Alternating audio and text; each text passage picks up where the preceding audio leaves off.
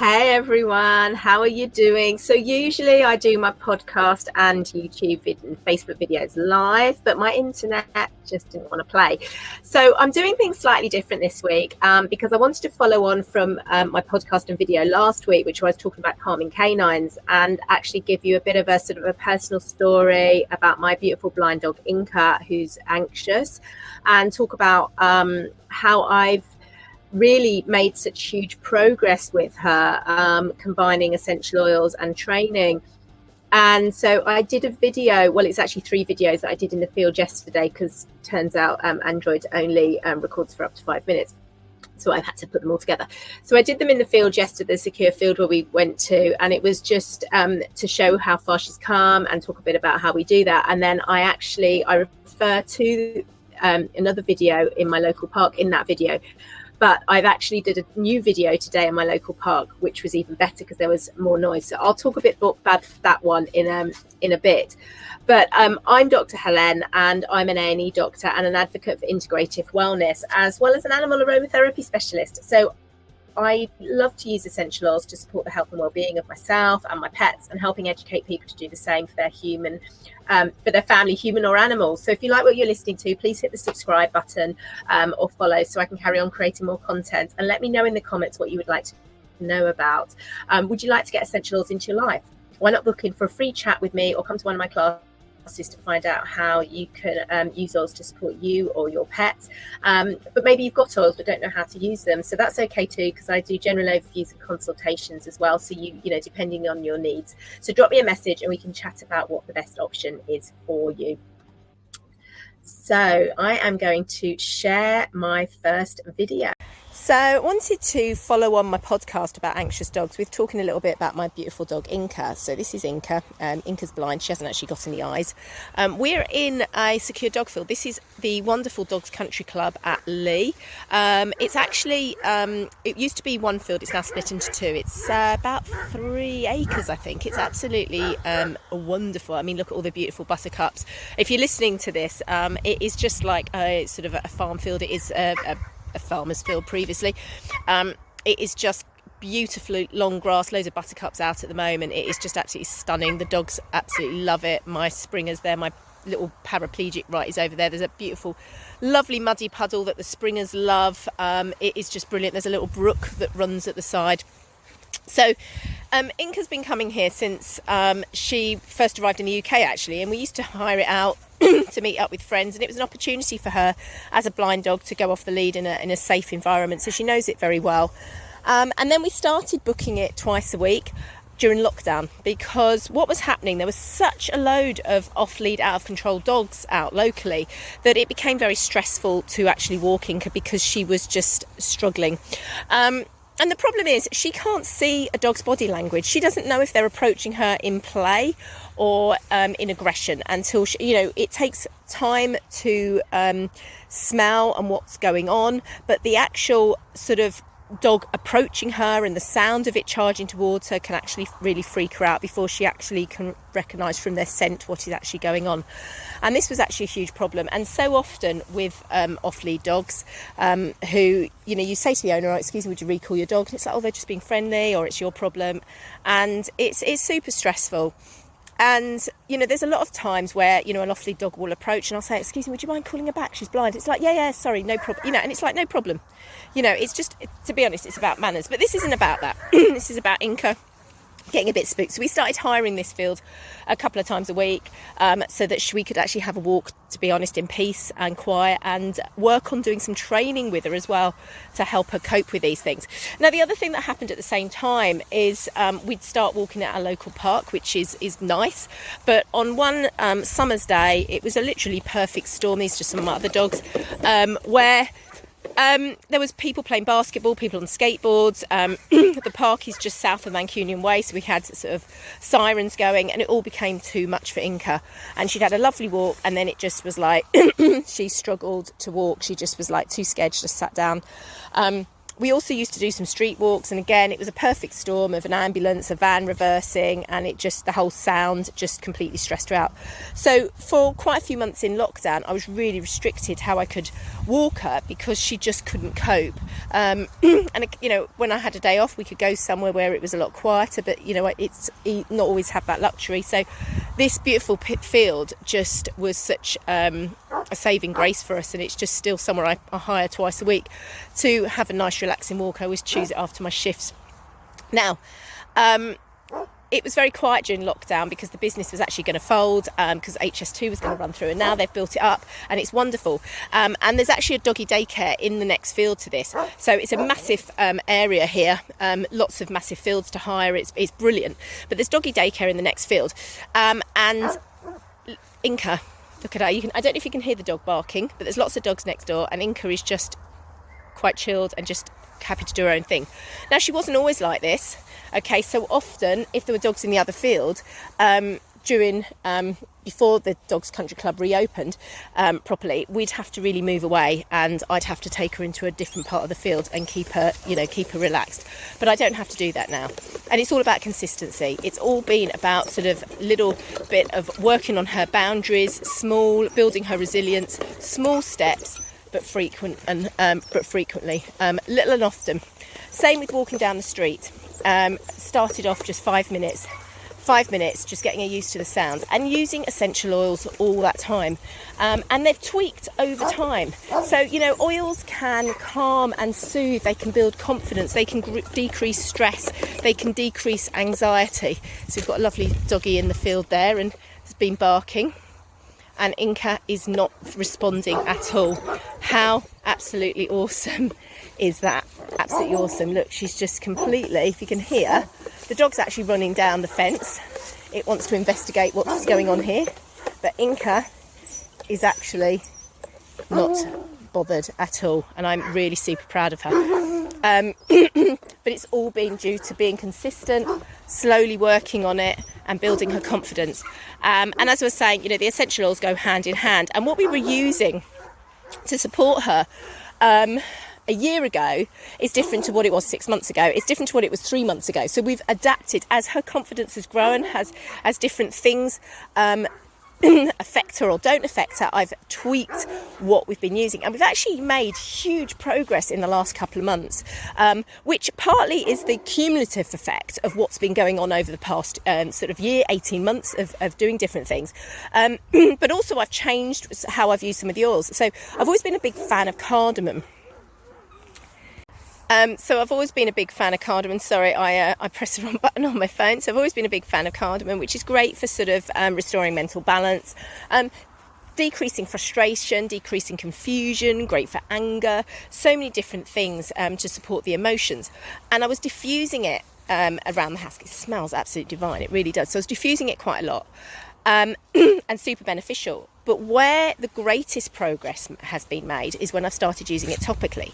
And I started using it topically because she was really selecting it, and I was using it sort of in full disclosure, probably only twice a day, because although my aim is to use it 3 or 4 times a day, I'm not always great at remembering to put the oils on.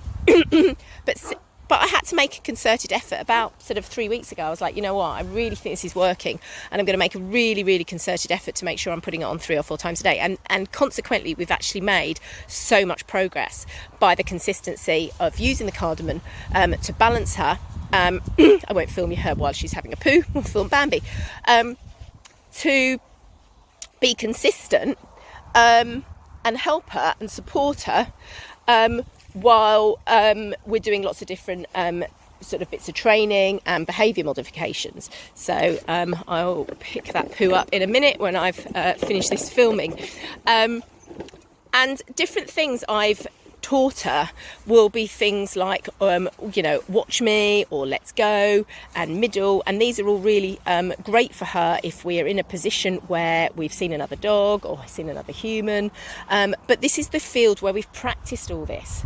So while we've had people in daycare, we've built up the watch me, the middle and the let's go without any dogs around, and then when there's been dogs around, we've built it up, and obviously now we've been able to build it up to the dogs in the daycare to the point that she's not even bothered. So 6 months ago, she'd have been charging at that, and I'd have to have pulled away because obviously I'd worry that she's going to injure herself on a tree, and she's not bothered at all. And this is all about being consistent. It's all about slow, small steps. And that's actually the key to changing behaviour, changing the neural pathway. And I spoke about this obviously in my blog and my last podcast about calming canines. Changing the neural pathway, changing the default, which we go to giving her a new behaviour, and her new behaviour is relaxed. And I'm a big fan of building resilience, and I think for me the key thing which has helped Inka the most is these small but consistent steps that have built up her resilience. So we were in the park. I did a TikTok on it the other day. I'll add it to the this video. Actually, I'll do the link. Add the link. We were at the park, and it was amazing, and it was the first opportunity I've actually had to film this in the park because there wasn't actually loads of dogs in the park. But the key thing with the park was there was someone playing football and banging it against the fence. We had sirens going around on the Mancunian Way. There were people jogging.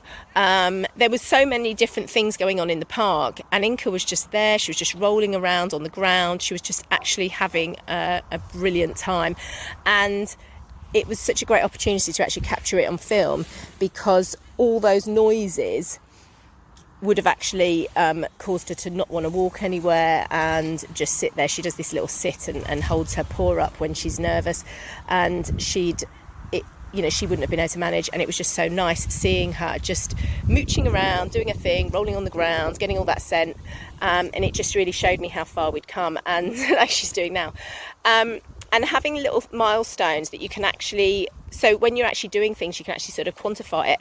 So for me, it was getting her through the metal gates in the car park. It was getting her to walk along the street, getting her to the park, to not react with the dogs in the doggy daycare. And it's good to have little things and make notes and keep records. So with my clients, I keep really good records, and I when they update me, I update their records, so I know exactly where we're at when we have a follow-up and things. I have to, full disclosure, I'm not as great with my own dogs. I do have a little chart that I update, but I reflect on different things a lot. And I mean, I just love the fact, look at her, she's just lying, and we're not far from, the fence where all the dogs in the daycare are. And this is just huge. She's just really chilled and having a really good time, and this is just so nice. I'm able to compare this with how we were a few months ago when the daycare started up properly, to how we were 6 months ago when it was just people in the fields next door. So there'd be people in the fields when we were over there, and the one on the other one, and if you had dogs that were running the fence line, I really had to pull Inka over to the other side because she'd just be too reactive, just barking in response because of being nervous. And I really don't have to worry about that. So do keep heart. If you are someone that's struggling, do keep heart. It is the small steps, and sometimes it feels like you're not getting anywhere. It really feels like you're not getting anywhere, but just keep this, going. And with me, I mean, I've tweaked the oils over time. I've changed what we do, and cardamom at the moment is what we're using a lot, as well as another blend that I've made up. And whether that stays the same in the next few weeks, I don't know. We'll just see what we know. I may not need to use it as often. I may need to decrease it, or maybe I need to add in something else. But it's not an exact science. And when you are working with a dog, or any dog with anything, whether it's a physical or a mental concern, you do need to reflect on what's going on. You do need to tweak how often you're using the oils, how you're using them, whether you're diffusing them, diluting them, or giving them internally. And it's all about consistency. And I always say to people, try something for at least 2 weeks before you change anything, because you can't just change things within a couple of days. Sometimes if there's been absolutely no change, we have to build those new neural pathways, and that does take time to assess whether or not something's working or not. And we need to build that odour memory with something as well. So we always want to start using the oils in a positive light, especially when we're dealing with, say, anxiety, or we don't want to just use them when the dog's anxious, because it's very easy for them to associate that odour with something scary. So you always want to start using them when they're calm, but obviously they have the therapeutic effects as well. So in a difficult situation, you can, they'll still get the therapeutic benefits, but it's just far better if you've tied in that odor memory as well. So hope that helps. Let me know if you've got any questions about this, and I'm going to enjoy the rest of my walk with my gorgeous girl. Okay, so that was my video from the field, and so the next one I wanted to show you was we actually went for a walk in the local park that we haven't been able to walk in about a year ago. We couldn't walk in there, less than a year actually, and we've just made such huge progress. So today was really great because in terms of showing how far we've come, because there were skateboarders and there were people playing basketball and all manner of different things going on, and as you will see in this video. So let me just share this now.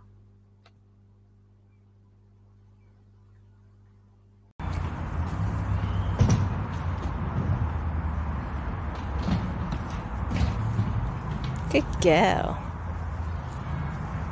Yeah, good girl.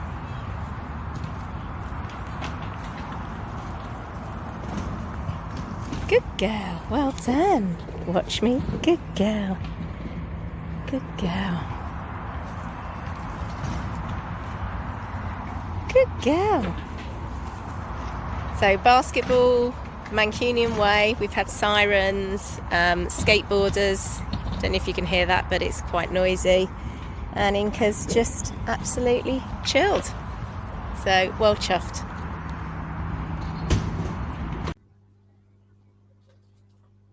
So I hope you've got some value out of that. I hope it's given maybe a little bit of hope if you've got an anxious dog and you're struggling. There's so many different ways that essential oils can support you and your pets.